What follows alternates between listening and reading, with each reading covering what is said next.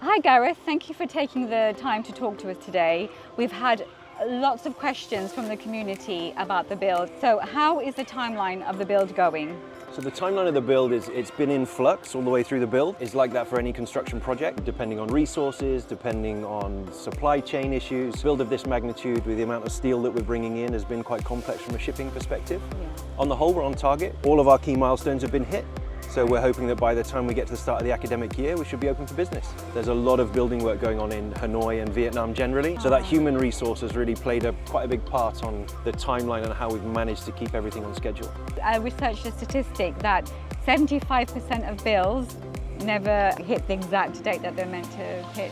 I think it's a fair statistic, absolutely. You think about scope creep, financing and schedule as the three pillars of project management, and we're all pushing for schedule, but not at the expense of scope creep or finances. Yeah, you can see all the builds that are happening just even behind the school. Absolutely, and it's playing with the cost profile a little bit, so the raw material prices are going up. Yeah. There's some very large construction companies operating in Hanoi at the moment. We're confident that we will have the full facility probably 99% finished by the time we start the academic year. Will that affect the programming that we have at the school at the beginning of the year? No, we've already spoken to the PE departments and our activities team with regards to programming, and they've done such a fantastic job this year without the facility that they'll start the year programming with what we have in use right now, just in case there's any glitches.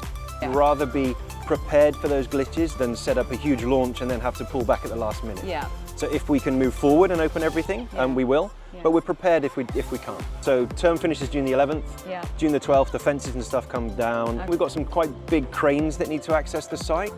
Now that's one of the reasons why we're closing the site this summer, because we've got such an intense period of work happening. We'll have manpower all over the place, putting the facade on the buildings, doing the finishing touches. We still have to lay floors.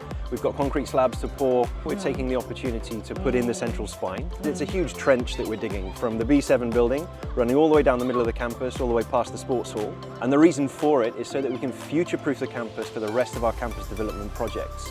So our mechanical and electrical plumbing infrastructure and our IT infrastructure will all be laid into that trench so that we can access all of our buildings and get everything on the same loop. Does that mean we can finally have a route where we don't get wet when it rains?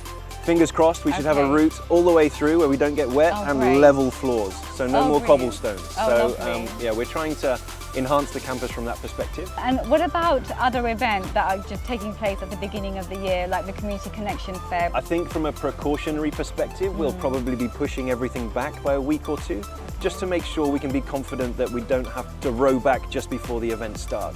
Is there anything else you want to tell us and update us about? Keep an eye on the social media posts. As we have progress throughout the development, we'll keep everybody posted.